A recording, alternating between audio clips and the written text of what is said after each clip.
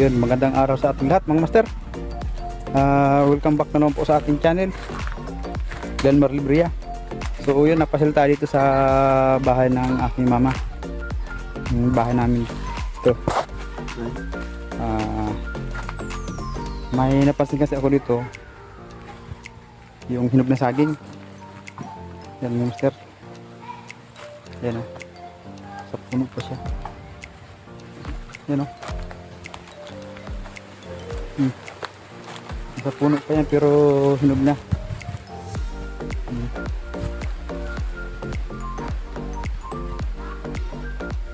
Yan.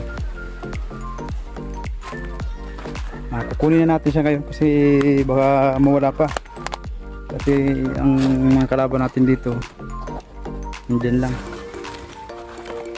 baka maunahan tayo ng iba. Kunin na natin mga master.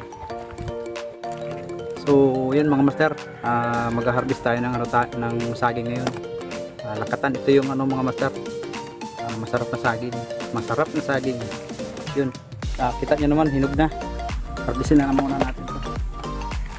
Bali hindi natin siya kukunin ng lahatan, bali yung layer lang muna. Bali ito lang muna yung kukunin natin, itong part na ito. Bali may isa na tayong nakuha na dala na natin doon. Kunin natin ito kasi pag kinuha natin agad siya, pinutol natin doon, mabilis siyang mahinog lahat. Hindi natin kakain agad yan ng ganong kabilis. So yun, atay-atay lang natin. Pag may mahinog, saka natin kukunin para hindi agad magsabay-sabay ng hinog. Tara!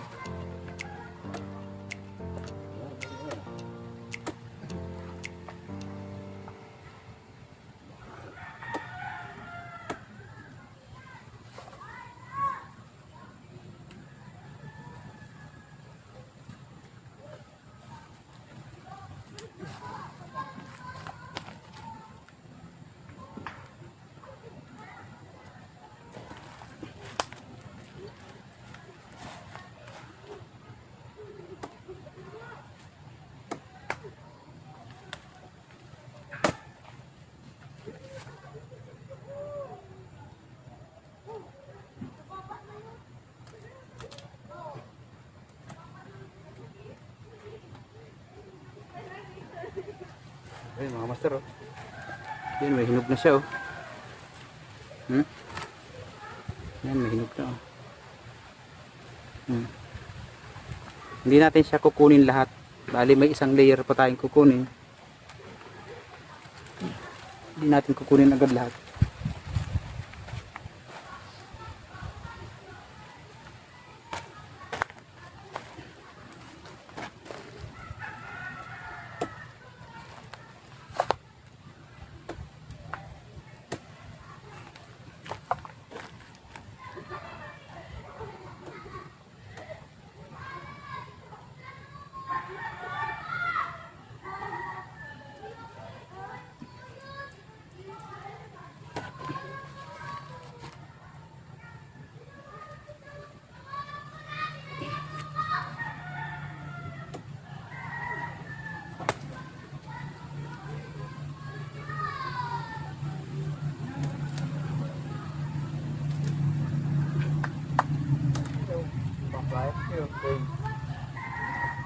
So yun mga master, yan, dumidilaw na rin siya. Yung ganito kadilaw mga master, ano na yan, hinog na yan, lalo na yung nauna. Kasi yung una kaninang tinanggal ko, bali pangatlo na lang to. Yung nauna kanina, medyo madilaw lang dito siya ng puti, nagano na lang, uso na lang siyang nabali, kinain nung kapatid ko.